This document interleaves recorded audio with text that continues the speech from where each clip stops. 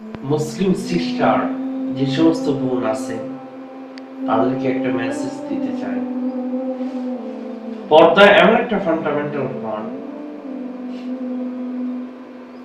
পর্দা এমন একটা বিষয় যেটা প্রতিটা নারীর জন্য ফরজ। ডেফিনেটলি একটা নারী, প্রকৃত যে নারী, যে তার মর্যাদা বুঝে আর কি, সেই নারী কখনো বেপরদায় থাকবে না।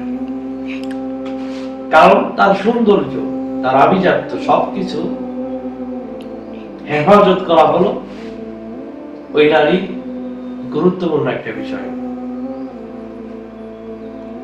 তো যারা নিজেদের মর্যাদা বোঝে না, নিজেদের সৌন্দর্য আসলে কি সেটার যে হেফাজত করতে হবে সেটা যারা জানে না তারা পর্দা করে না।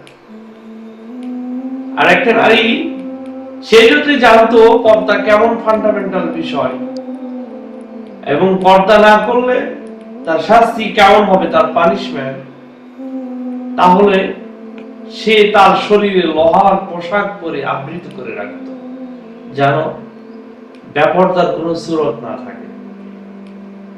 ডেফিনেটলি একটা পুরুষও যদি জানতো যে পর্দাটা কতটা গুরুত্বপূর্ণ একটা বিষয়, সে তার চোখ হেফাজত করত।